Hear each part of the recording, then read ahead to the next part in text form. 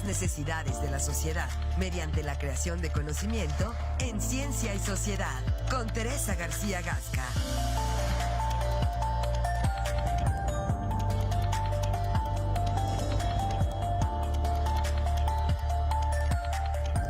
Ocho de la mañana ya con 21 minutos. Vamos con la participación de la doctora Teresa García Gasca, quien siempre le agradecemos enormemente su tiempo y su apertura.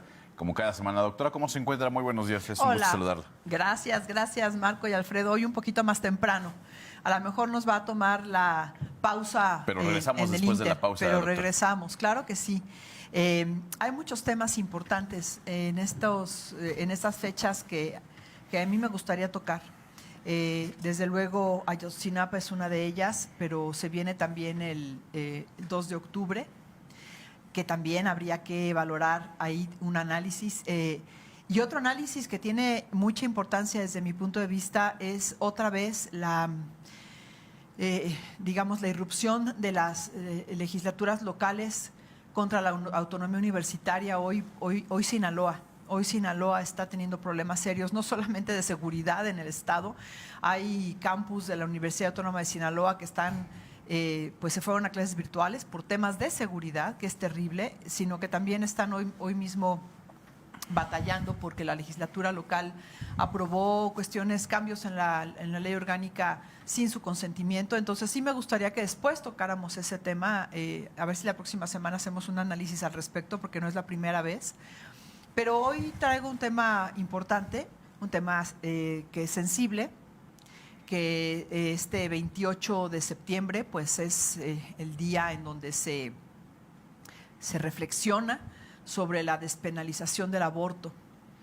Y más allá de una reflexión que tenga que ver con ideologías, con,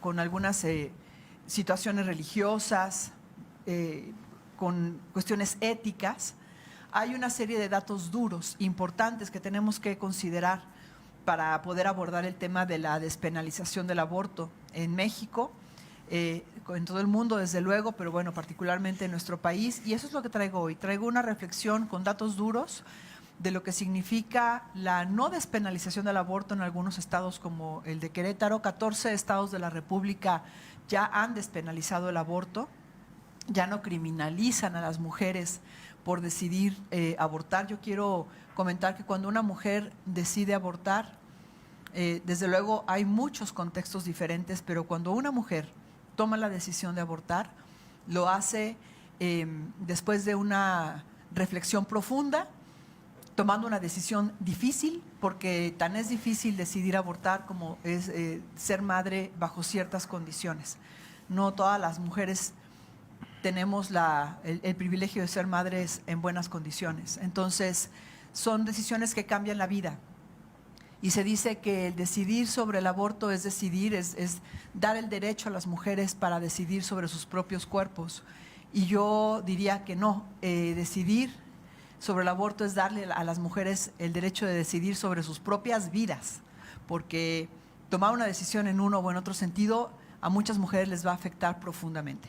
Así que entonces quiero tomar este tema, repito, sin cuestiones ideológicas, éticas o religiosas, sino como una responsabilidad social, comprendiendo qué significa el seguir criminalizando a las mujeres por decidir tener un aborto y qué ventajas tiene la despenalización del aborto en ese sentido. Entonces, tengo algunas imágenes que mostrarles para ir ejemplificando, para ir poniendo estos datos y sobre todo para que quienes nos ven puedan revisar con más detenimiento.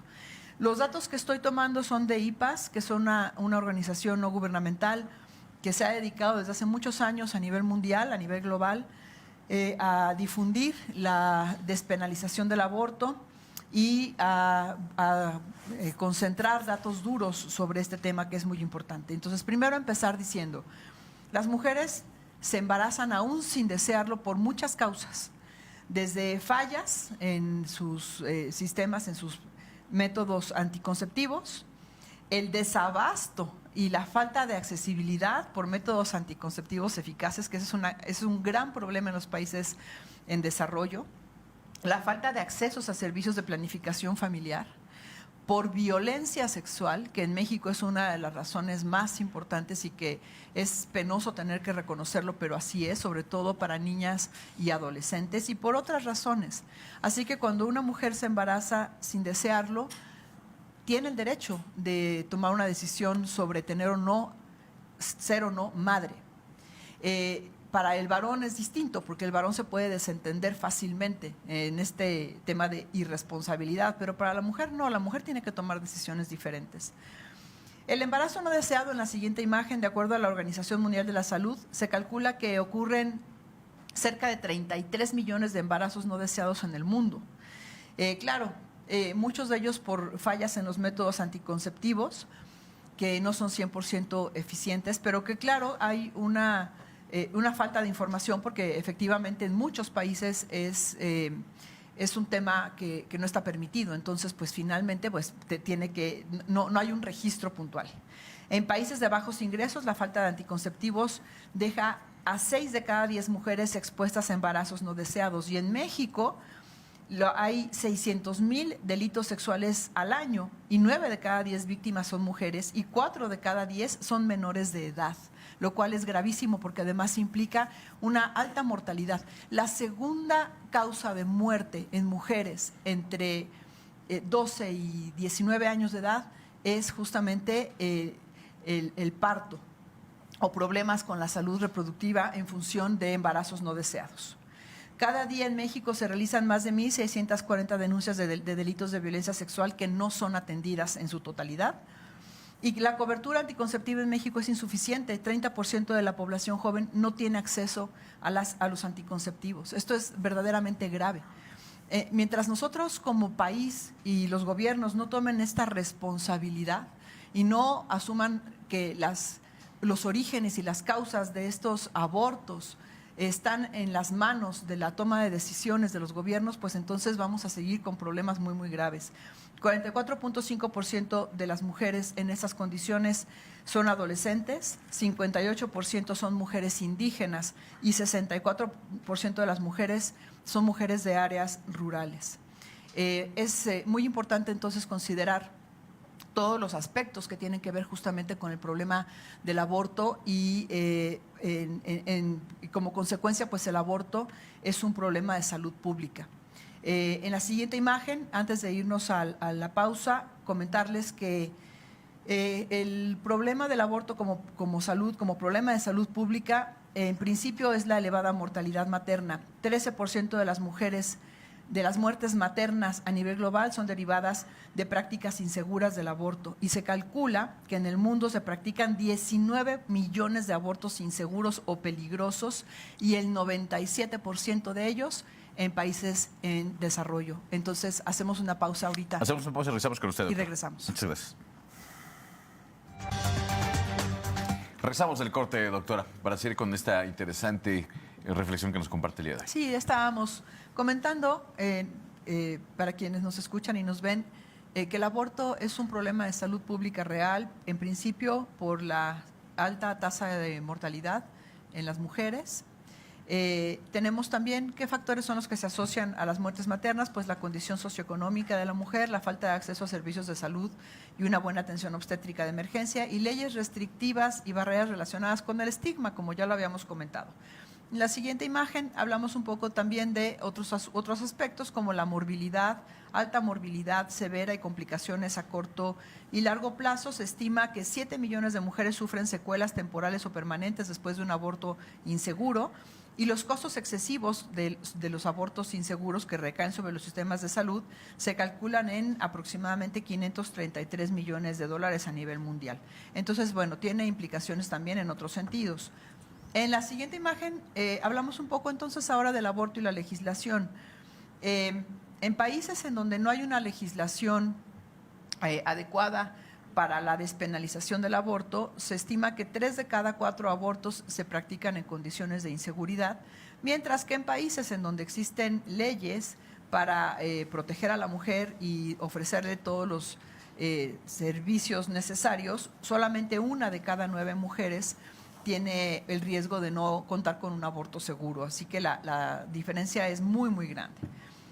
¿La restricción afecta o no afecta? En la siguiente imagen les muestro que restringir legalmente el aborto no reduce el número de abortos, pero sí propicia que las mujeres recurran a abortos inseguros o peligrosos. Y aquí tenemos una gráfica en donde nos muestra la cantidad de abortos en países desarrollados al corte de este informe, que es 2021-2022. 6.580.000 abortos en países desarrollados contra 49 millones en países en vías de desarrollo. Y entonces, pues es notorio, además de que sabemos que existe un subregistro de estos casos, justamente por la ilegalidad en la que se llevan a cabo, que existe un problema de incremento de abortos en países en donde no existe la seguridad de llevarlos a cabo de forma segura. El aborto, ¿qué es un aborto seguro y qué es un aborto inseguro? Un aborto seguro es cuando una persona calificada lleva a cabo el procedimiento con un método adecuado. Se consideran dos métodos inseguros. El menos seguro es cuando la persona está calificada pero el método no es correcto, o cuando la persona no está calificada pero el método sí es correcto, es decir, no se cumplen los dos requisitos. Mientras que un aborto nada seguro es cuando no existe ninguna de las dos condiciones, ni la persona está calificada y el método es peligroso. Y lamentablemente, pues lo que hemos visto es que en estados como Querétaro, cuando una persona ha decidido abortar, se aplica el aborto nada seguro, es decir, personas no calificadas son las que digamos, llevan el procedimiento con métodos tampoco seguros. Eso es un problema.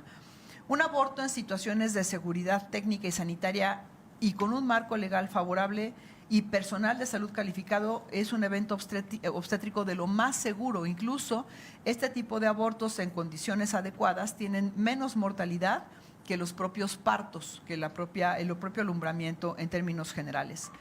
El aborto seguro es un proceso médico altamente seguro, como les decía yo, 15 veces más seguro y con menor riesgo de muerte que un parto natural. Así que entonces, pues no existe como tal una afectación a la persona. En la siguiente imagen les muestro que algunos mitos se desmienten. Los abortos no tienen nada que ver en relación con cáncer de mama ni con cáncer de cérvix. No tiene nada que ver con afectaciones a la fertilidad tampoco cuando se llevan a cabo de forma seguro. Justamente estamos haciendo este énfasis. Cuando son inseguros, pues claro que pueden tener estas y otras de otro tipo de afectaciones. Y la depresión posaborto no existe porque evidentemente la persona va a tener acceso a los sistemas de salud adecuados, tanto de mente como de cuerpo. Entonces, en ese sentido, pues un buen sistema de salud y una ley correcta para la protección de la mujer en casos de aborto es ideal. ¿Qué dice la evidencia? Pues la evidencia en México dice que desde 2007 que se puso en marcha la interrupción legal del aborto en la Ciudad de México durante el primer trimestre del año, que es el momento en el que es seguro practicarlo, se han tenido resultados positivos sobre la salud sexual y reproductiva de las mujeres que han requerido un aborto, ya que se garantiza su derecho al acceso de atención en salud de calidad, se disminuye la prevalencia de morbilidades y mortalidades por tener acceso a un aborto seguro, y se ha tenido un impacto económico importante en los servicios de salud, ya que se disminuye la incidencia de las complicaciones e intervenciones hospitalarias derivadas de la práctica de los abortos inseguros. Y bueno, finalmente decir ¿qué necesitamos para que esto sea una realidad?